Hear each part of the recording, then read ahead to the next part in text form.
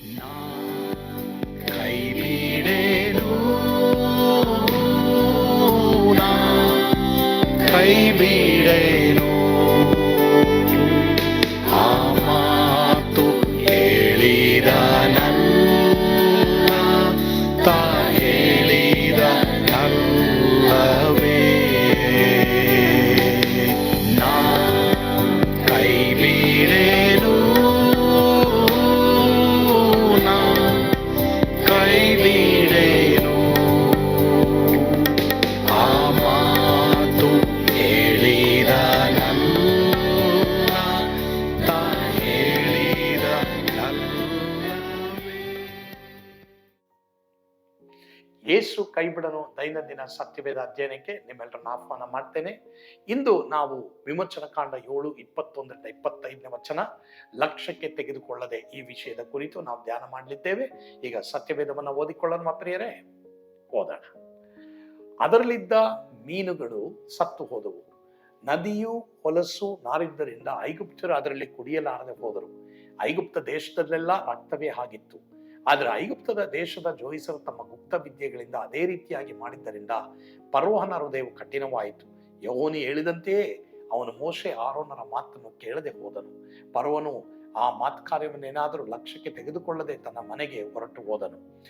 ಐಗುಪ್ತರೆಲ್ಲರೂ ನದಿಯ ನೀರನ್ನು ಕುಡಿಯಲಾರದೆ ಕುಡಿಯುವ ನೀರಿಗೋಸ್ಕರ ನದಿಯ ಸುತ್ತಲೂ ಅಗೆದರು. ಯೆಹೋವನು ನೈಲ್ ನದಿಯನ್ನು ಒಡೆದ ಮೇಲೆ 7 ದಿನಗಳು ತುಂಬಿದ್ದವು.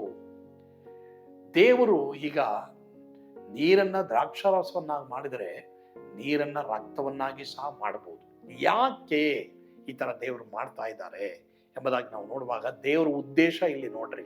ದೇವರು ಯಾರಿಗೂ ಕಷ್ಟ ಕೊಡಬೇಕು ಅಂತಲ್ಲ, ದೇವರು ಒಳ್ಳೆಯದನ್ನೇ ಮಾಡೋದಕ್ಕೋಸ್ಕರವಾಗಿ ದೇವರು ಇಚ್ಛಿಸ್ತಾರೆ. ನಿಮ್ಗೆ ಗೊತ್ತುಂಟಾ, ಇಸ್ರಾಯೇಲ್ರು ಎಲ್ಲೆಲ್ಲಿದ್ರೋ ಅಲ್ಲಿರುವಂತ ಸುತ್ತಮುತ್ತ ಇರುವಂತ ಜನರಿಗೆ ಆಶೀರ್ವಾದ ಉಂಟಾಯಿತು. ಆದ್ರೆ ದೇವರ ಚಿತ್ತಕ್ಕೆ ವಿರುದ್ಧವಾಗಿ ಯಾವಾಗ ಒಬ್ಬ ಮನುಷ್ಯನು ಬರ್ತಾನೋ ಅವಾಗೇನಾಗುತ್ತೆ, ಅವನಿಗೆ ಈ ತರ ಎಲ್ಲ ಕಾರ್ಯಗಳಾಗುತ್ತೆ.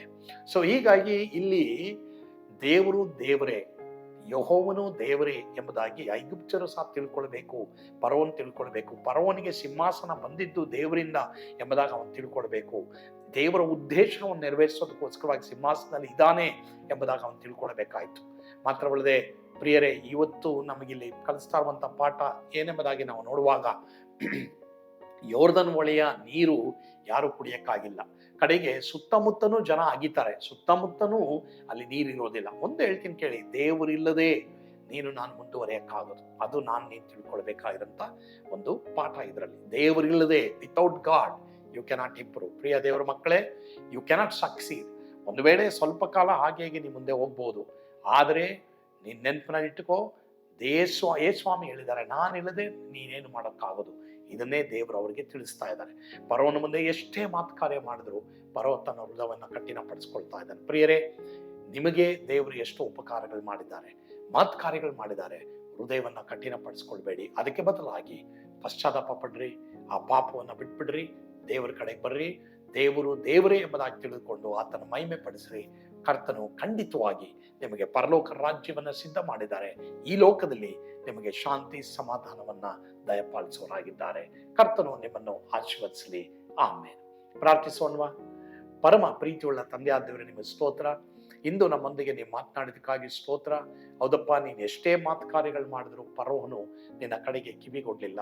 ಅದೇ ತರ ನಾವು ಅನೇಕ ವೇಳೆ ನೀನು ಎಷ್ಟೋ ಕಾರ್ಯಗಳನ್ನ ಮಾಡಿದೀಯಾ, ನಿನಗೆ ವಿರುದ್ಧವಾಗಿ ನಾವು ಪಾಪ ಮಾಡಿದ್ದೇವೆ, ನಮ್ಮನ್ನ ಕ್ಷಮಿಸಪ್ಪ.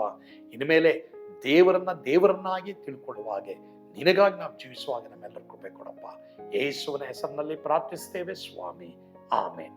God bless you. ಯೇಸು ನಿಮ್ಮನ್ನು ಕೈ ಬಿಡನು. ಆಮೇನ್.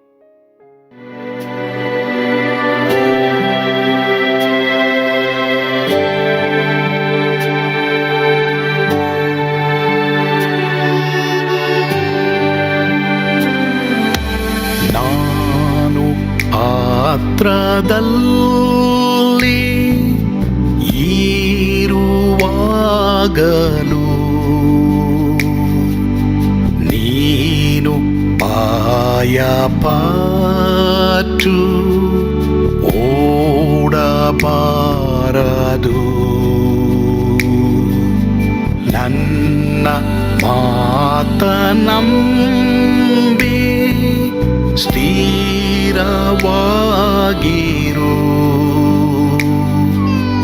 ನಿನ್ನ ಬೀಡಲಾರೆ,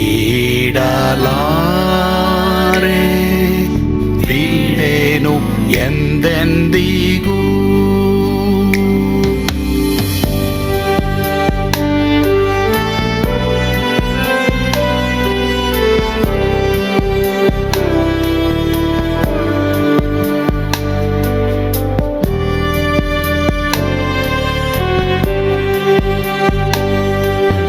ನಾ ಕೈ ಬಿಡೇನು,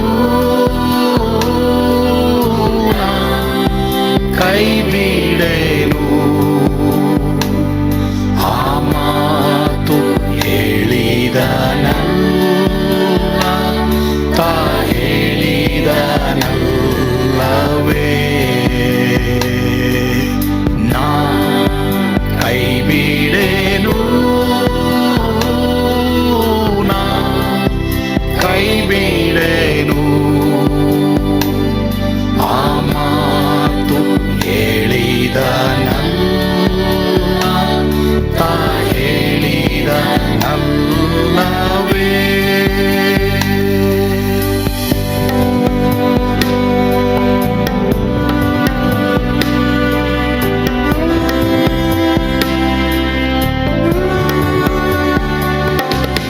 ಸುತ್ತಲೂ ಹೂಗಳು ಬಾಡಿ ಹೋದರು,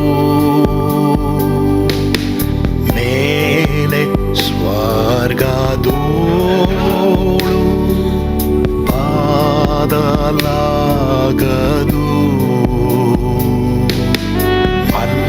ಅಲ್ಲಿಂದೇಸು ಸ್ವಾಮಿ ಬಾರುವಾತನು, ನನ್ನ ಬೀಡಲಾರ, ನನ್ನನ್ನು ಕೈ ಬಿಡಲು. ನಾ ಕೈ ಬಿಡೇನು, ನಾ ಕೈ ಬಿಡೇನು, ಆ ಮಾತು ಹೇಳಿದನಲ್ಲ, ತಾ ಹೇಳಿದನಲ್ಲವೇ.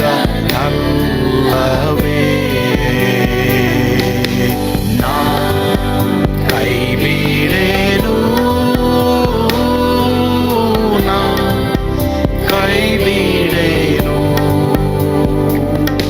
ಆ ಮಾತು ಹೇಳಿದನಲ್ಲ,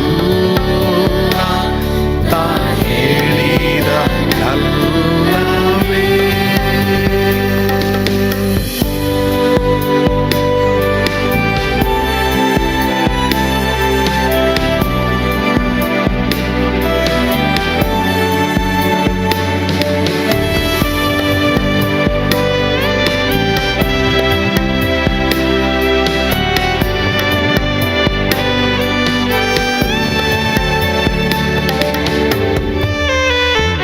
ಮುಂದೆ ಬಾವು ಕಷ್ಟ ಬಾರುತ್ತಿದ್ದರು,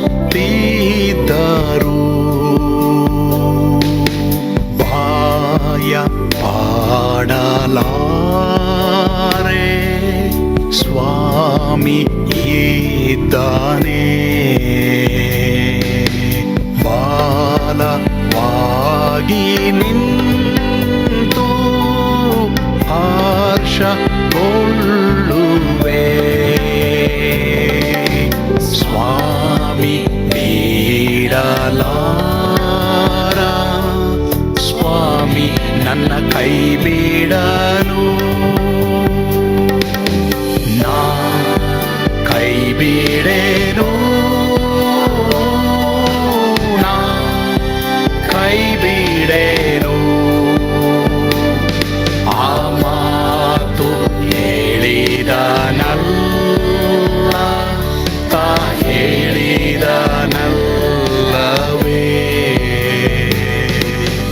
ನಾ ಕೈ ಬಿಡೇನು, ನಾ ಕೈ ಬಿಡೇನು.